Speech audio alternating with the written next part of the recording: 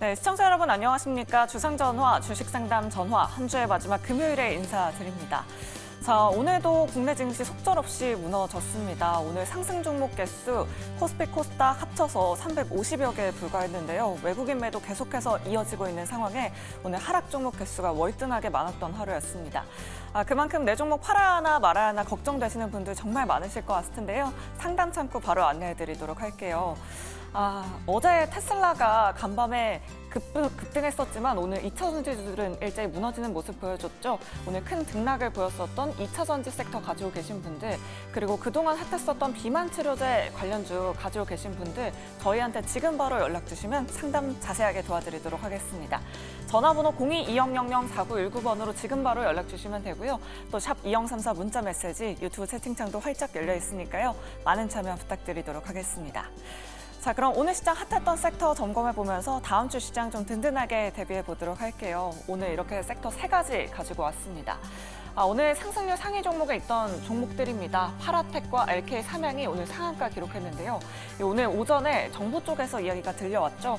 전기차 화재 안전관리 대책이 오늘 발표됐습니다. 오늘 이런 종목들 강하게 움직였고요. 반면에 바이오 섹터, 로봇 섹터는 큰 폭으로 하락 이어갔습니다. 바이오 종목 내에서도 좀 선발적인 움직임 보인 종목들 많았는데요. 내일부터 폐암학회가 열릴 예정이죠. 7일부터 10일까지 예정돼 있는데 관련주로 급등했었던 종목들 차익 실현 매물 계속해서 나오고 있습니다. 유한양행은 오늘 3% 넘게 밀렸고요. 보로노이, 루닉 같은 종목들도 오늘 큰 폭의 하락세를 연출했습니다. 그리고 오늘 하락률 상위 종목의 로봇 섹터가 올라와 있습니다. 9월에 삼성전자의 보피 출시 예정도 있다라는 소식 속에 로봇 관련주들 시세가 몰렸었는데 오늘 일제히 큰 폭으로 밀렸습니다. SBB테크가 오늘 두 자릿수대 급락이 나왔고요. 이렌시스, 엔젤 로보틱스도 6에서 9%대 급락세 연출했습니다.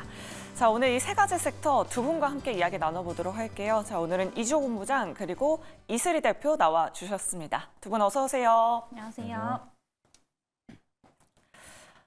네, 일단 시장 진단부터 먼저 해봐야 할 것 같습니다. 어제에 이어서 오늘까지도 추가 하락이 이어졌습니다. 고용보고서 발표에 대한 긴장감 계속해서 이어지고 있는 상황인데요. 2,700포인트는커녕 이제는 2,500선도 위태로운 상황입니다. 이주호 본부장님께 여쭤보도록 할게요. 사실 지금 코스피 선행 PBR이 한 1배도 안 되는 상황이거든요. 도대체 상승은 언제쯤 나올 수 있는 걸까요? 당분간 이런 하락세가 계속적으로 이어질 가능성이 높다라고 말씀드리고 싶고요.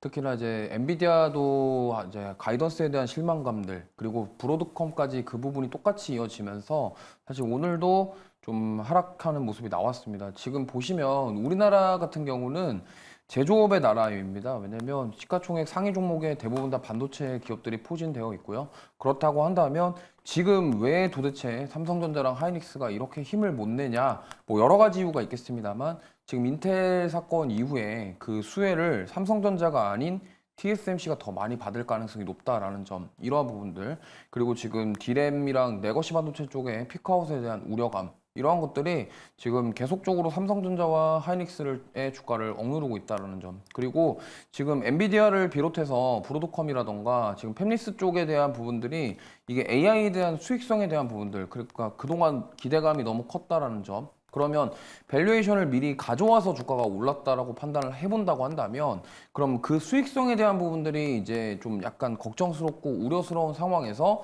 지금 이렇게 빠지는 모습들이 나오고 있다. 그렇기 때문에 지금 우리나라 같은 경우는 사실 D램에 대한 그런 업황 피크아웃에 대한 우려감까지 더해졌다라고 생각해 보시면 좋을 것 같고요. 그렇다고 한다면 이게 여기서 반등을 하냐 못하냐가 중요한 게 아니라 그러면 우리가 지금 그 확인해야 될 시간은 이제 3분기 실적이거든요. 그러면 만약에 3분기 실적이 예상보다 잘 나오고 그럼 D램 피크아웃에 대한 우려를 떨쳐낼 수만 있다고 한다면 주가는 좀 반등이 나올 텐데 그 전까지는 제가 봤을 때는 이런 지지부진한 흐름이 이어질 가능성이 굉장히 높다라고 생각을 하고 있고, 특히나 지금 삼성전자 같은 경우는 오늘도 전 저점을 이탈을 또 했습니다. 이탈을 계속 하고 있고 지금 작년 9월달, 10월달 부근에 삼성전자 주가가 66,000원 부근이었어요. 그렇기 때문에 만약에 이게 한 번 더 충격이 나와서 66,000원까지 이탈할 경우에는 지금 신저가도 경신하는 그런 위기가 지금 있는 상황이기 때문에 지금 여기서 어떻게 보면은 추세적으로 지금 하방 이탈이 나왔기 때문에 당분간 어떠한 좀 드라마틱한 반등을 노려보거나 이런 거는 좀 어렵지 않을까 이렇게 생각을 하고 있고 추가적인 하락에 대한 가능성이 있다라는 점. 그렇기 때문에 지금 제조업 PMI부터 여러 가지 경기 둔화에 대한 부분들 그리고 고용에까지 이어지면서 경기 침체에 대한 이슈가 계속 부각되고 있다라는 점. 그리고 반도체에 대한 부분들에 대한 실망감들 그리고 우리나라 같은 경우는 메모리 반도체 강국이지만 그 메모리 반도체 쪽에 대한 피크아웃에 대한 논란 이런 것들까지 더해지면서 국내 증시 하방 압력을 계속적으로 주고 있다. 이렇게 좀 보시면 좋을 것 같습니다. 네, 알겠습니다. 추가적인 하락까지도 염두에 둬야 한다라는 의견 들어봤고요. 이슬이 대표님께도 여쭤보도록 할게요. 안 그래도 유튜브 채팅창에 종로 마법사님께서 금투세 때문에 국정이 이런 건가요? 라고 이렇게 또 댓글을 남겨주셨더라고요. 네. 뭐 금투세 관련해서 민주당의 회의도 뭐 월 말에 예정돼 있다라고 하는데 나스닥 지수가 상승했는데도 불구하고 국내 증시가 이렇게 부진한 건 금투세 때문이다라고밖에 할 수 없는 걸까요? 아니, 사실 뭐 그것도 일부분이겠지만 그게 다라고 보기는 좀 상당히 어렵지 않을까라고 좀 보고 있습니다. 그래서 일단은 이제 전체적으로 대외 변수의 영향이 가장 크다라고 좀 보고 있고요. 그리고 앞서서 뭐 본부장님도 얘기를 해주셨지만 어제 이제 브로드컴이 실적 발표를 했는데 결국에 이제 연간 가이던스에 대한 부분들이 지금 이제 반도체주들의 하락으로 또 좀 이어지고 있는 이런 상황이라고 좀 보시면 될 것 같고요. 그리고 이제 오늘 이제 굉장히 좀 중요한 또 변곡점이 될 가능성이 상당히 높다라고 보고 있습니다. 그래서 오늘 뭐 비농업 고용지수도 나올 거고요. 그리고 이제 실업률 발표도 있는데 뭐 둘 다 중요한 지표지만은 사실상 실업률 쪽이 훨씬 더 좀 실업률 쪽에 이제 집중을 하셔야 되지 않을까라는 말씀 좀 드리겠습니다. 지금 이제 예상치 같은 경우에 4.2% 정도로 예상이 되고 있는데 만약에 이거보다 상회하는 수치가 좀 나와준다라고 한다면 정말 이제 저번과 같은 패닉 셀링이 다시 한번 좀 나올 수도 있다라고 좀 보고 있기 때문에 당분간은 조금 관망을 하실 필요가 있겠다라고 보고 있는 상황이고요. 그리고 금투세 관련해서도 당연히 좀 영향이 있다라고 좀 보여지고 있습니다. 아직까지 이제 국내 증시 같은 경우에 뭐 사실 미국과 비교했을 때 이머징 마켓 수준밖에 좀 안 되는 상황이거든요.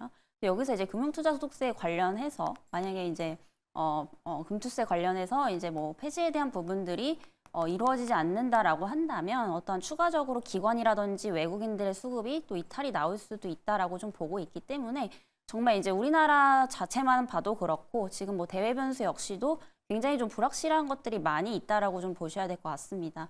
결국에 이제 주식시장에서 가장 싫어하는 게 이런 불확실성이라고 좀 보시면 될 것 같아요. 그래서 이런 심리적인 부분들이 오늘 이제 지수상에도 그대로 좀 반영이 되고 있다라고 좀 보시면 될 것 같고요.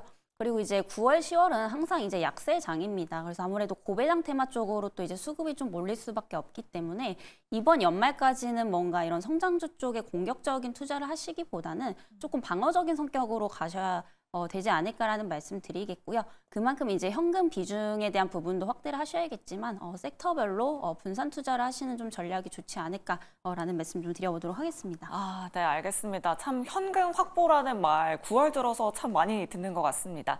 그럼 일단 오늘 밤에 발표될 고용 보고서부터 확인을 해보도록 할게요. 이주 본부장님께 여쭤보도록 하겠습니다. 오늘 밤 9시 30분에 발표가 될 텐데 앞서 이슬이 대표님께서도 실업률에 좀 주목을 하자라고 이렇게 말씀해 주셨는데 뭐 예상치를 상회했을 경우, 하회했을 경우 시나리오를 어떻게 세워봐야 할지도 궁금할 것 같아요. 네, 일단은 실업률은 높으면은 안 좋습니다. 그러니까 지금 뭐냐면 고용이 둔화되는 게 약간 너무 크게 둔화되니까 이게 문제거든요. 그러면 지금 여기 화면에 띄웠는데 실업률이 예상치가 4.2%입니다. 근데 이거보다 높게 나오면은 실업률이 높다는 거는 노는 사람들이 많다라는 거죠. 그러니까 이게 바로 고용 둔화랑 직결되는 그런 수치라고 보시면 되겠고요. 위에 나와 있는 민간 비농업이랑 비농업 취업자 수 이런 것들도 있는데 지금 어쨌든 고용이 이렇게 보시면 됩니다. 너무 크게 올라가도 문제고요. 너무 떨어져도 문제예요. 지금 그게 가장 큰 문제라서 특히나 어제 같은 경우 지금 어제 ADP가 민간 고용 비농업 취업자 수 발표가 나왔는데 예상치보다 훨씬 하회했고 이전치보다도 완전히 낮아지는 이러한 크게 하락하는 수치가 나와서 이거에 대한 충격에 대한 가능성들 이런 것도 고려해야 됩니다. 그래서 사실 지금 졸트 구인 건수랑 지금 민간 비농업 취업자 수 이런 것들을 봤을 때 지금 고용이 둔화되는 시그널이 계속 나오고 있기 때문에 오늘 만약에 고용 지표에서 실업률이 예상치보다 높게 나왔는데 예를 들면 4.3 수준에서 좀 위아래로 왔다 갔다 하는 거 정도는 괜찮겠지만 한 4.4 이상 나오기 시작한다 그러면 충격을 받을 가능성이 높고 반대로 이제 취업자 수는 어떻게 보면은 이게 줄어들면은 지금 우리가 고용 둔화라던가 경기 침체에 대한 이슈가 계속 나올 수 있기 때문에 지금 증시가 다음 주에 좀 반등을 기대해 보신다고 한다면 이 고용 지표들, 그러니까 비농업 취업자 수, 그다음에 민간 비농업 취업자 수 이런 것들이 예상치에 부합하는 수준이던가 아니면 이전치보다는 일단 높게 나와줘야 고용의 둔화가 어느 정도는 좀 진정되나 아니면 꺾이나 이런 기대감을 심어줄 수 있기 때문에 만약에 이전치보다 낮아지는 숫자가 나오면은 이거는 충격을 좀 세게 받을 수 있다라는 점을 참고하시면서 보시면 되겠고요.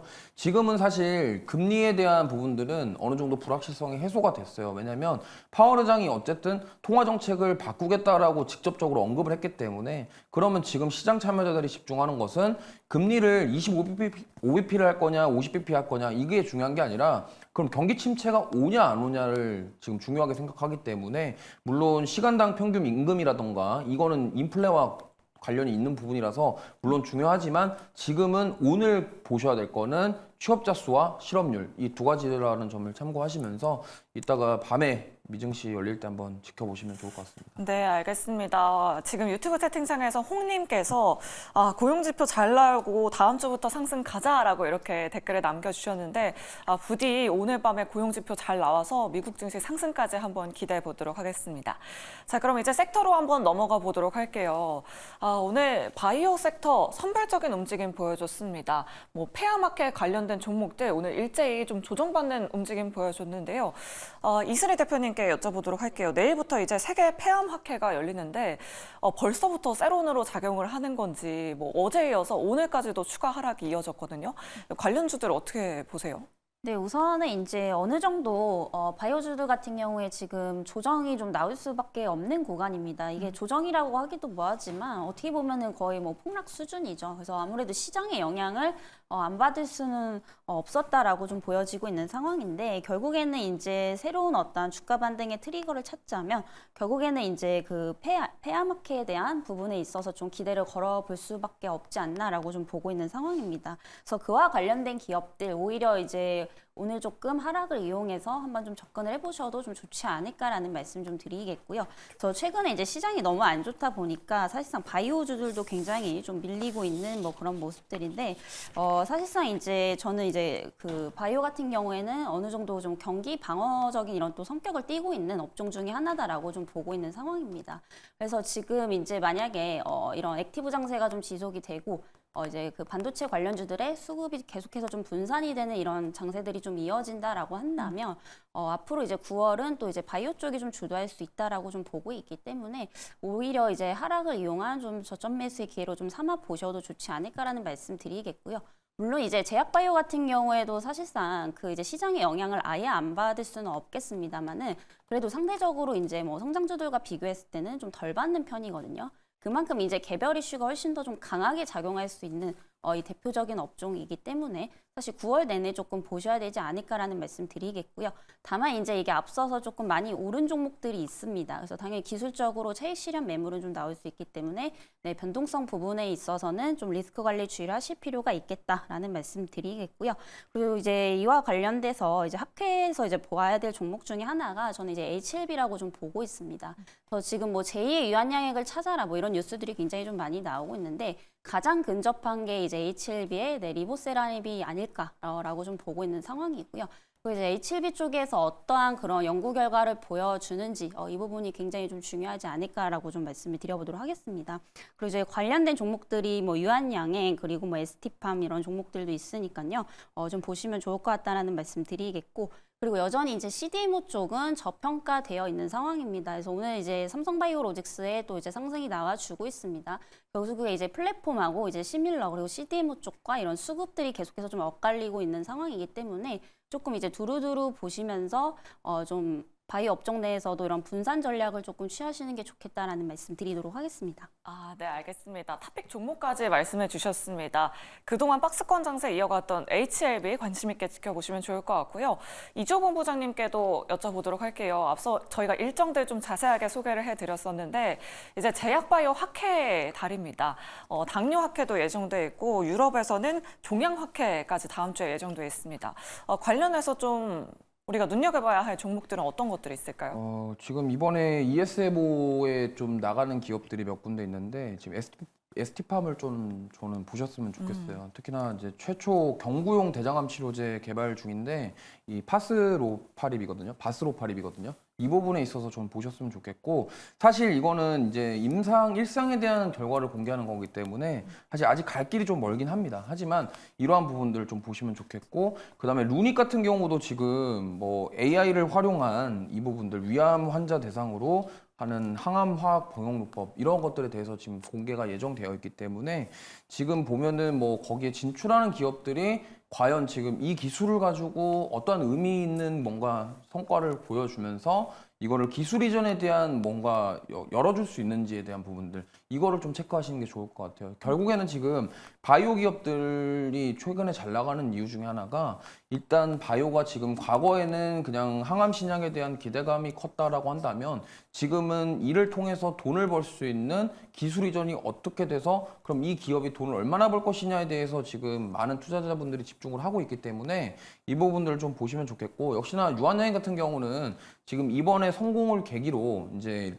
병용요법이 아닌 따로 이제 렉나자 단독으로만 할 수 있는 것들에 대해서도 지금 얘기가 하고 있다고 하기 때문에 지금 어쨌든 저기에 참여하는 기업들 위주로 좀 두루두루 보시면 좋겠고 이건 사실 바이오 같은 경우는 저희가 예측할 수 있는 부분이 아닙니다. 사실 뭐 이게 FDA 승인을 받냐라는 등 뭐 이런 것들이 저희가 예측하는 부분이 아니기 때문에 이 기업에서는 지금 이런 것들을 준비하고 있고 이 기업이 이번에 나가서 무슨 보고를 할지에 대해서 우리가 잘 지켜보시면서 그거를 토대로 지금 좀 들어가 보자 뭐 이런 식으로 판단을 하셔야지 그냥 뭐 어떤 바이오 기업이 막 이거 진짜로 앞으로 성공할 가능성이 높다 이렇게 하나만 바라보기보다는 결국에는 한번 경험을 했고 승인을 받았던 기업들이 좀 성공할 가능성이 높기 때문에 물론 최근에 지금 계속되고 있는 제2의 렉나자를 찾아라 얘기가 나오고 있지만 물론 HLB도 중요하지만 저는 결국에는 유한양행이 지금 이번에 FDA 승인을 받았던 경험을 토대로 또 다른 준비를 하고 있는 그 신약에 대해서 집중할 것으로 보고 있기 때문에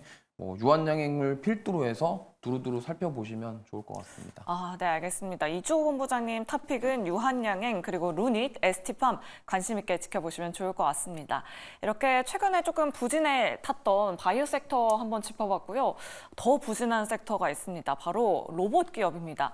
보피 출시가 임박했다라고 하긴 하는데 잠깐 반등했다가 최근에는 계속해서 밀리고 있어요. 이슬희 대표님께 여쭤보도록 할게요.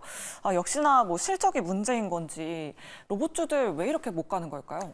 네, 사실 이제 실적도 어느 부분 좀 있지 않을까라고 보고 있어요. 그래서 이제 보핏에 대한 이제 출시 기대감이 사실 이제 계속해서 좀 주가상에 반영이 된 지가 거의 뭐 한 달 가까이 지금 되고 있는 상황인데 사실 이게 조금 기대감에 따라 상승했다가 지금 어느 정도 이제 좀 재료 소멸로 좀 볼 수 있지 않을까라고 좀 보고 있는 상황입니다.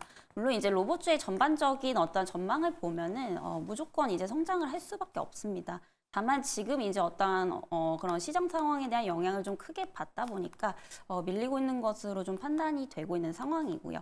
그리고 이제 실적에 대한 부분들도 좀 보게 되면은 사실상 이제 그 매출액 그리고 여기다 더불어서 수익성까지 개선하는 기업들이 거의 뭐 극소수다 보니까 이런 실적에 대한 이제 부분들을 좀 받쳐주지는 못하고 있습니다. 그래서 실질적으로 보게 되면은 대체적으로 지금 이제 관련 기업들이 굉장히 좀 많이 하락했음에도 불구하고 좀 고평가 상태인 거는 좀 맞기 때문에 이 로봇 관련주들을 좀 접근을 하시는 분들은 좀 단기 관점에서 보셔야 되지 않을까라고 좀 보고 있습니다. 그래서 아무래도 이제 금리를 인하를 하게 되는 시점에서는 결국에 이제 성장주들이 다시 한번 좀 반등이 나올 수는 있겠습니다만은 이게 다시 한번 이제 오늘을 통해서 경기 침체에 대한 부분들이 확실히 좀 인식이 된다라고 한다면 또 한번 이제 가장 무너질 게 반도체라든지 이제 로봇주 그리고 2차 전지 관련주들이다라고 좀 볼 수 있겠습니다. 그래서 아무래도 이제 어느 정도 지금 과대낙폭에 따른 뭐 이런 반등 정도는 좀 노려볼 수 있겠다라고 좀 보고 있지만 뭔가 이렇게 중장기적으로 가져가기에는 아직까지도 좀 확인할 부분들이 좀 상당히 많다라는 거.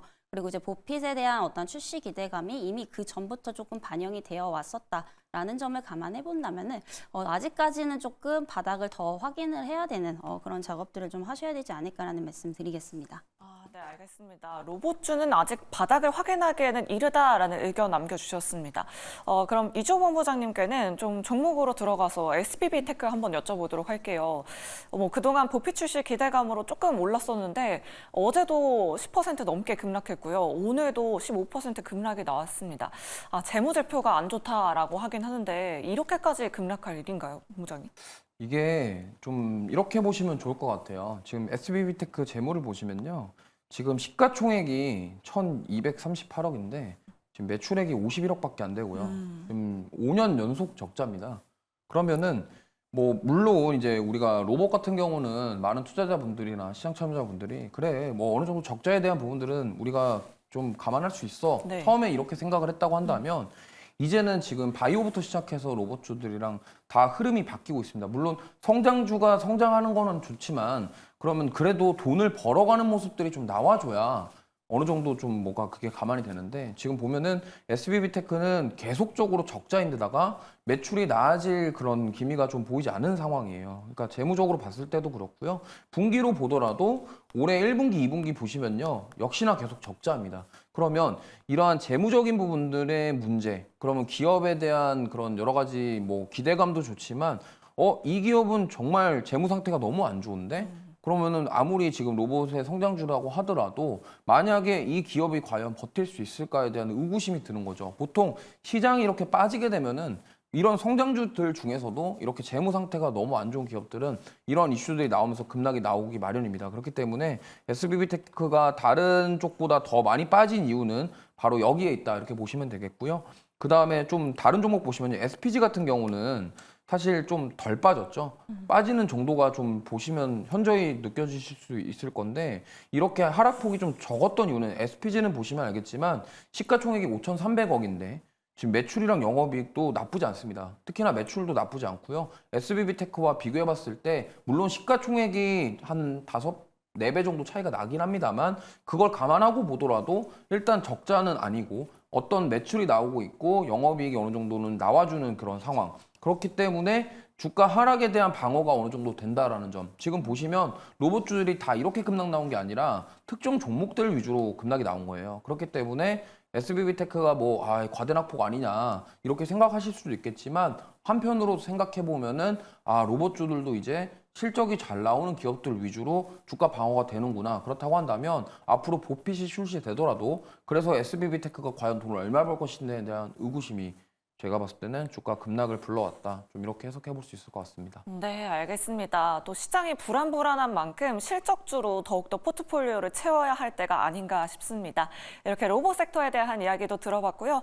자, 여러분들 종목 고민 굉장히 많이 보내주고 계신다고 합니다. 종목 상담 본격적으로 출발해 보도록 하겠습니다.